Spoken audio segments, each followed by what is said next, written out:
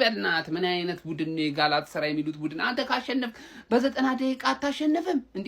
3 የጎል ብልጫ ይዞ መጥቶ ማለት ነው። በቃ ተቀለበሰበት። አንተ 3 አገቡበትና 5 እኩል ሆኑ ፈርስት ሃፍ ላይ። ለዛውም እኮ በቀይ እኮ ጁቬንቱስ ተጫዋች ወጥቶበት ነው 2 ጎሉን ማስቆጠር የቻለው። ከዛ በኋላ 2 ጎሉን ማስቆጠር የቻለው በቀይ ተጫዋች ወጥቶባቸው ነው።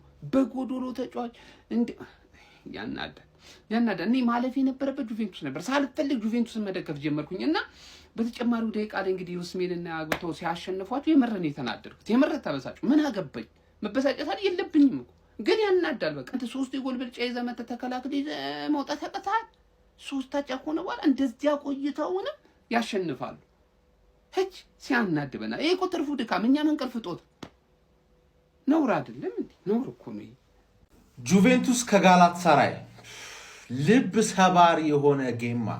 እግር ኳስ ግን ጨካኝ ናት፣ ፍትሃዊ ያለችም አባቴ። ማን ጌሙ እንዴት እንደነበረ ላስረዳችሁ። ከዚህ በፊት የሰሯቸው ቪዲዮዎች በሙሉ ላይ ጁቬንቱስ እንደሚያልፍ አስቤ ነበር የሰራሁት። ቀይ ወጥቶባቸው ፈርስት ሃፍ ቀጥቅጠው በፔናልቲ ብቻ አንድ አስመለሱ። በቂ ላይሆን ይችላል ምናምን ብለህ ሰከንድ ሃፍ ደግሞ ጭራሽ ቀይ ወጣባቸው። በቀይ ወጥቶባቸው ሌላ 2 ጎል አግብተው 3-2 አድርገውት 5 እኩል ሆነ አግሪጌት ላይ ማለት። ከዛ ኤክስትራ ታይም ላይ በ10 ተጫዋች መፋለማቸው ኤግዞስትድ አደረጋቸው። 0-0 ሆኑ። ምንም አልቻሉም። በቃ ደከማቸው ነው የምልህ። ከዛ ኦሲሜን ጨካኝ የሆነ ሰውዬ አንድ ከዛ ባለቀ ሰዓት ሲሯሯጡ ደግሞ ሁለተኛ ደገሙላቸውና 3-2 ኤክስትራ ታይም ላይ በቀኑ ደግሞ በአግሪጌት ደግሞ 7-5 አድርገው ጋላታሳራይ ያለፈች ማለት። ከዚህ በፊት የሰራሁት ቪዲዮ ላይ የጋላታሳራይ ወይ አትሌቲኮ ጁቬንቱስ ወይ ጋላታሳራይ አላፊ እና አትሌቲኮ ከሊቨርፑልና ቶተናም ጋር ይገናኛል። አሁን ስዊች ይደረግ። ቶተናም ከአትሌቲኮ ማድሪድ ጋር ሊጋችን ይችላል አይችልም የሚለውን ቴስት ታሳየናለህ። ጋላታሳራይ ግን ከሊቨርፑል ጋር ያልተጨረሰ ሂሳብ አለው ማለት። በሜዳው አምጥቶ 1-0 ስላሸነፈው አንፊልድ የመሰለ ቫይብ መፍጠር የሚችለው ቡድን ከሁለቱ በአሁኑ ሰዓት ጋላታሳራይ ነው። ምክንያቱም ስሎት አንፊልድ ማስመሰል ስላልቻለ ማለት። ስለዛ ሁለተኛው ጨዋታ በአንፊልድ ነው። የመጀመሪያው ጨዋታ ሄደው ያውላ ሚጮህ ኢስታንቡል ውስጥ ያውላ ሚጮህ ደጋፊ አልፎ ተወጥተው መምጣት ይችላሉ ወይ የሚለውን ነገር ማየት አለብን። ከሜዳው ውጪ ስለማይረባ ጋላታሳራይ ተጫዋቾች ቀይሮ አስገብቶ ምናምን ነገር ፍሬሽ ተጫዋቾች ጁቬንቱስ ተሳምባቸውን ተፉት።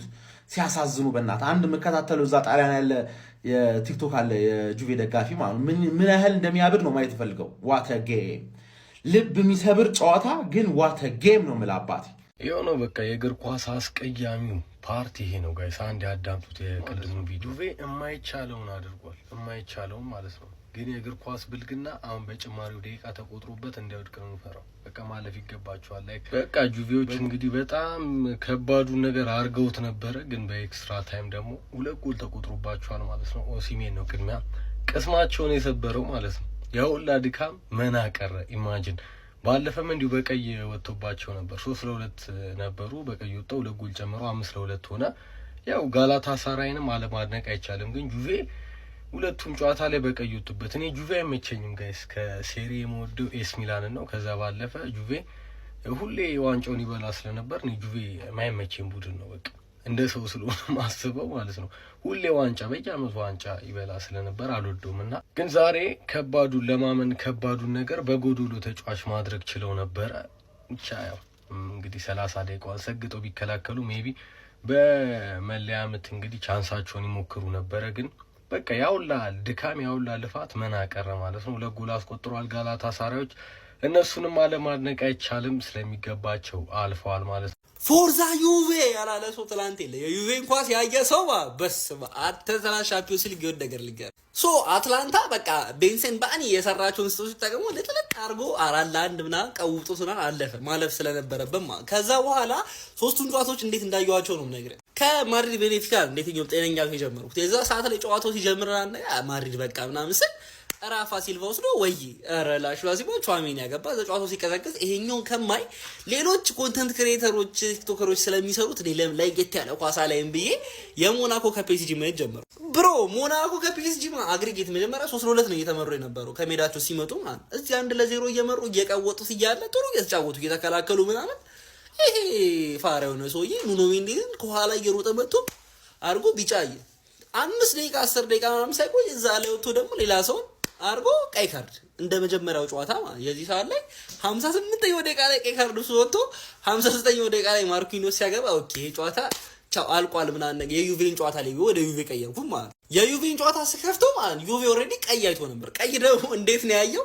ሎይድ ኬሊ ቴስታ መጥቶ ሲወርድ ኦልሬዲ ልጁ የት ይርገጥ የሚረግጥበት ቦታ የለውም እና እግሩን ረግጠዋል ብለው ቀይ ሰጡት ማለት የዚህ ሰዓት ላይ ኧረ በስመ አብ ብዬ ቀይ ካርድ ወጥቶባቸው የመጀመሪያው ጨዋታ 5-2 ተሸነፉ ማለት የትም አይደርሱም። ግን ሻምፒዮንስ ሊግ ማለት ሻምፒዮንስ ሊግ ይለያል ማለት ሎካቴሊ ፈርስት ሃፍ ላይ ፔናልቲ አግብቶ 5-3 ሆኖ ነበር አግሪጌታቸው ማለት 1-0 ማለት ነው በዚህኛው ጨዋታ። ከዛ ጋቲ ክሮስ የተደረገ ወስዶ ቅርቅር እና 10 ተጫዋች ሆኖ ማለት ነው ዩቬ ነው የሚያጠቃው ስለ ምንም የጎደለባቸው አይመስሉ እነዛ ደግሞ 11 ሆኖ አይመስሉ ማርያም እሽት አድርጓቸው ጋቲ አገብቶ የሚሳቱት ኳሶች ማለት ነው ይልዲዝ የሳተው ኳስ አንግል የገጨበት አረ በስመ አብ ዩቬዎች በቃ ይገባቸው። ከዛ ኮንሴንሳው አሪፍ ነበረች የሰርጆ ኮንሴንሳው ልጅ ማለት ፍራንሲስኮ ኮንሴንሳው ግን እሷ ተቀየረውታ ይሄ ልጅ ገባ። ይሄ ልጅ ማለት ኤደን ሃዛርድ በግራ እግር ማለት ነው ዜርጎቫ ይባላል ሊል ነበር የሚጫወተው።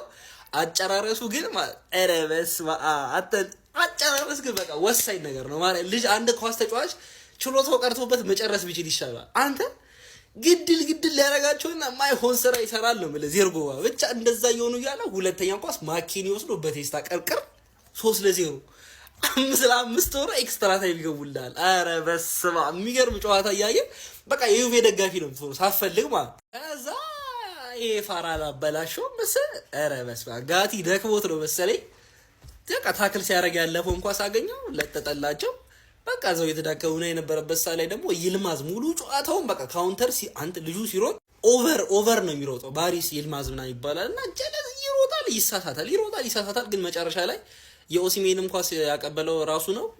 ከዛ በኋላ ራሱን ደግሞ አገባና 3-2 ያው አሸነፉ ዩቬዎች ጨዋታውን። ግን በአግሪጌት 7-5 በጋላታሳራይ ተሸንፈው ወጡ ማለት ይሄ ሁሉ ነገር ሲፈጠር ምን ሳስብ እንደነበር ታውቃለህ?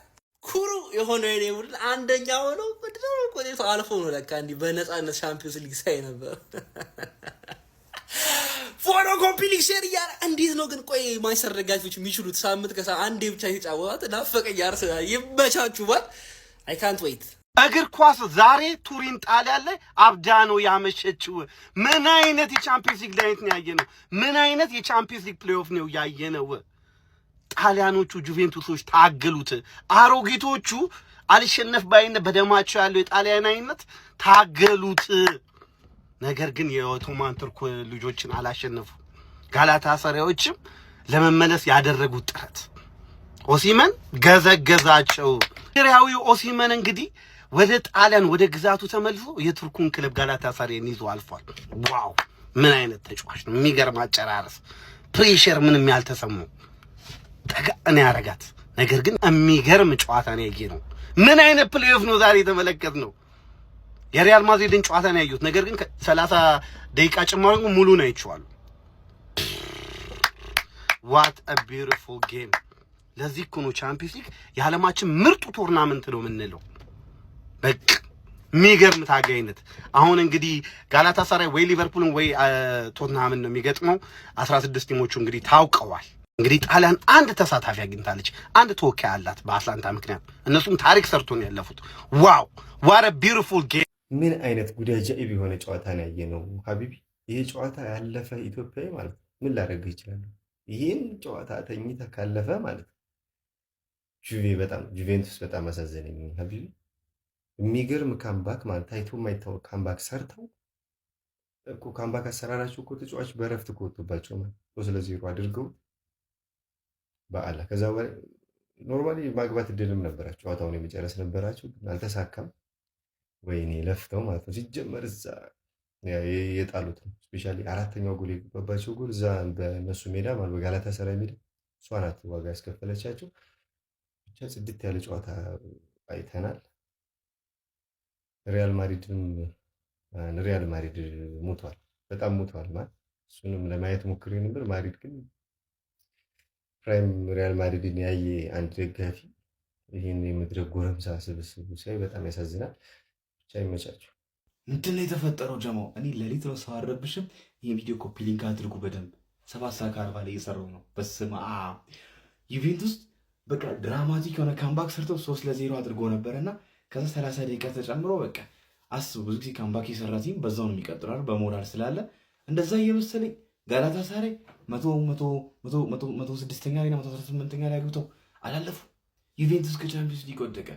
ኧረ በስመ አብ ቻምፒዮንስ ሊግ ምን አይነት እብደቶችን እያሳየኝ ያለው እግዚአብሔር። በቃ this is why we love ቻምፒዮንስ ሊግ ማለት ለዚህ ነው የምንወደው። ዩቬንቱስ ገና በጊዜ ወደቀ። ትናንት ኢንተር ወደቀበት ቦዶ። ኧረ በስመ አብ ነገ እናወራለን። ስለዚህ ሰው አልቀሰቀሰም። ቀውጢ ጨዋታ እዚህ ጋር ቀረ። ከምሬን ነው ምላችሁ። ጋላታሳራይ ከጁቬንቱስ በድምር ውጤት አጠቃላይ ማለት ነው ጋላታሳራይ 7-5 ባሸነፈበት ጨዋታ ጁቬን አለማድነቅ አይቻልም። ምንም ያው ቢሸነፉም ከምሬን ነው ምላችሁ የመጡበት መንገድ። ምክንያቱም ጋላታሳራይ እንደምታውቁት ባለፈው 5-2 ነበር ያሸነፋቸው። ዛሬ ጁቬንቱስ 3 ጎል አስቆጥሮ 5 ሆኖ ነበር። ሊያው ማለት ነው ቀይ ካርድ ሁሉ ወጥቶባቸው አቻ አድርገው ነበር ማለት ነው። ኤክስትራ ታይም ላይ እንግዲህ 2 ጎል በጋላታሳራይ ተቆጥሮባቸው ጨዋታው እንግዲህ በድምር ውጤት 5-7 መጠናቀቅ ችሏል። እጅግ በጣም አዝናኝ የሆነ ጌም ነበር። ኧረ የዘንድሮ አውሮፓ ሻምፒዮንስ ሊግ የሆነ ተአምር አለ። የሆነ ተአምር ማን ያለን ጁቬንቱስ 5-2 ተሸንፎ እንደመጣ ታውቃላችሁ ቱርክ ላይ። ከዛ 3-0 እየመራ 3-0 አርጎት ወደ ኤክስትራ ታይም ሄዶ ቪክቶር ኦሲማን የሚባል አጥቂ ምን አይነት አጥቂ ነው? ለምን ቱርክ ሄዶ እንደሚጫወት ራሱ አይገባኝ። ፕሪሚየር ሊግ ወይ የሆነ ስፔን ላ ሊግ ትልቅ ሊግ ነው መጫወት ያለበት። የምሬ ነው የምላችሁ። ተስፋ አስቆረጣችሁ። አገባ ጭማሪ ደቂቃ ላይ ኤክስትራ ታይም ሄዶ ማለት ነው። አሮጊቷ ጁቬንቱስ ወደቀች በጋላታሳራይ። ናፖሊ ገና በፕሌኦፍ ራሱ ማለፍ አልቻለም። ያኔ ነው የወደቀው። ድጋሚ ኢንተር ሚላን ምን እንደሆነ አይታችሁታል። አትላንታ ብቻ ነው እየወከላቸው ያለው ጽድት አድርጎ ማለት ነው። ጁቬንቱስ ወደቀ፣ ጋላታሳራይ ያለፈ። ጋላታሳራይ በጣም ሲሪየስ የሆነ ቡድን አስገራሚ ሻምፒዮንስ ሊግ ነው ዘንድሮ የምንመለከተው ፋሚሊ። ጁቬንቱስ አሳዛኝ ተሰናባች ሆኗል። እኔ ግን ምን ብያችሁ ነበረ? ይሄ የአውሮፓ ሻምፒዮንስ ሊግ ፕሌይኦፍ ጨዋታዎች በቃ እብደት የበዛባቸው ጨዋታዎች ናቸው። አሁንም ሌላ እብደት የበዛበት ጨዋታ ነበር የተመለከትነው። እንግዲህ በመጀመሪያው ዙር ጨዋታ ላይ ቱርክ ላይ የጋላታሳራይ 5-2 ጁቬንቱስን አሸንፎት እንደመጣ የሚታወስ ነው። የ3 ጎል አድቫንቴጅ ይዞ ማለት ነው። ታዲያ ጣሊያን ላይም አሁን በተጠናቀቀው ጨዋታ በ3-2 በሆነ ጁቬንቱስ አሸናፊነት ነበር የተጠናቀቀው። ግን ጨዋታው ላይ እንዴት እንደተፈጠረ ነገራቶች ላስረዳችሁ። በድምር ውጤት ጋላታሳራይ ይህንን ጨዋታ 7-5 በሆነ ውጤት አሸንፎ ወደ ቀጣዩ ዙር ማለፉን ማራገጥ ቢችልም ጁቬንቱስን በመጣል ማለት ነው። ነገር ግን በዚህ ጨዋታ ላይ 37ኛው ደቂቃ ላይ በፔናልቲ ሎካቴሊ ጎል አስቆጥሮ ጁቬ 1-0 ቀዳሚ ሆነ። ከዛ በኋላ ግን ኬሊ 48ኛው ደቂቃ ላይ በቀይ ካርድ ከሜዳ ተሰናበተ። ከዛ በኋላ በጎዶሎ ተጫዋች ነበር ጁቬንቱሶች ለረጅም ደቂቃዎች ሲጫወቱ የነበረው ማለት ነው። ከዛ በኋላ ግን እንደዛም ሆኖ ጋቲ 7ኛው ደቂቃ ላይ ጎል አስቆጠረ። 2-0 መምራት ጀመሩ። በድምር ውጤት 5-4 ሆኑ ማለት ነው። ከዛ በኋላ ማክኒ 82ኛው ደቂቃ ላይ ተጨማሪ ጎል አስቆጥሮ ጁቬ 3-0 መምራት ችሎ በድምር ውጤት 5-5 ሆኑ ማለት ነው። በጎዶሎ ተጫዋች እየተጫወተ ለዞም ጁቬንቱስ ማለት ነው። ታዲያ ጨዋታው ወደ ኤክስትራ ታይም አምርቶ ነበረ። ነገር ግን በኤክስትራ ታይሙ እንግዲህ ጋላታሳራዮች በኦሲሜን አማካይነት 106ኛው ደቂቃ ላይ ጎል አስቆጠሩ። በድጋሚ በይልማዝ አማካይነት 119ኛው ደቂቃ ላይ ጎል አስቆጥሮ ይህን ጨዋታ 3-2 ተጠናቆ በድምር ውጤት ጋላታሳራይ 7-5 በሆነ ውጤት በማሸነፍ በአውሮፓ ሻምፒዮንስ ሊግ ወደ 16 ዙር ማለፋቸውን ማራገጥ ችለዋል ማለት ነው። ጁቬንቱስ በጣም አሳዛኝ ተሸናፊ ሆኗል። በጣም አሪፍ ጨዋታ ተጫውተው ነበር። የመጀመሪያውን ጨዋታ 5-2 ተሸንፎ ያለቀ ጨዋታ መስሎ ነበር። ነገር ግን ጁቬንቱስ በዚህኛው አሪፍ ካምባክ አድርጎ 3-0 እየመራ ነበር 90 ሚኒት የተጠናቀቀው። ከዛም ወደ ኤክስትራ ገብተው በቃ ካምባኩን ይጨርሳል ጁቬንቱስ ያልፋል ተብሎ ሲታሰብ ቪክቶር ኦሲሜን ያገባ። ከዛ በኋላ ጋላታሳራይ ድጋሚ ይልማዝ አገባና 3-2 ጨዋታው ተጠናቀቀ። በአጠቃላይ ውጤት 7-5 ጋላታሳራይ አሸንፎ እንግዲህ ጋላታሳራይ ወደ ቀጣይ ዙር ማለፍ የሻምፒዮንስ ሊግ የጥሎ ማለፍ ጨዋታዎች ራውንድ ኦፍ 16 ለመቀላቀል እንግዲህ አሁን ላይ ተጠናቋል። በዚህ መሰረት አትሌቲኮ ማድሪድ፣ ሊቨርኩሰን፣ ቦዶ ግሊምት፣ ኒውካስትል፣ አትላንታ፣ ጋላታሳራይ፣ ፒኤስጂ እና ሪያል ማድሪድ ወደ ቀጣይ ዙር ማለፍ ችሏል። የበሰበሰ ዝናብ አይፈራም። እኔ በስብሻለሁ አንዴ። ከዚህ በላይ የሚመጣ ምንም አይነት ነገር የለም። ክብሬን ለማስጠበቅ እስከ መጨረሻው የደም ጠብታ ነው መፋለሙ አለ። በ48ኛው ደቂቃ በቀይ ወጣ። አያያያያይ ወደቀ የሚባል ታምር የለም። በቀላሉ ማለፍ የሚባል ነገር የለም ብሎ ጋላታሳራይ መልእክት ላከለት። በ70 እና በ82ኛው ደቂቃ መልእክት ላከ። ከዛ በኋላ ጋላታሳራይም ገባ። ይሄ ነገር መልእክቱ ጠንከር ያለ ነው። ጁቬ በዚህ ሁኔታው ከቀጠለ ሊጠለን ነዋል።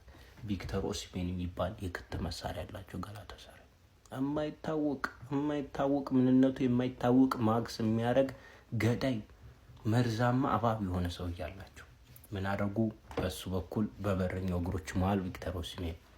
ሌላኛው ቱርካዊ ኮከብ ያልተዘመረለት ጀግና የአውሮፓ ክለቦች አይን ውስጥ ያልገባው ይልማዝ የሚባል ተጫዋች አለ። ሁለተኛውንም ጎል እሱ አስቆጥሮ 7-5 በአግሪጌት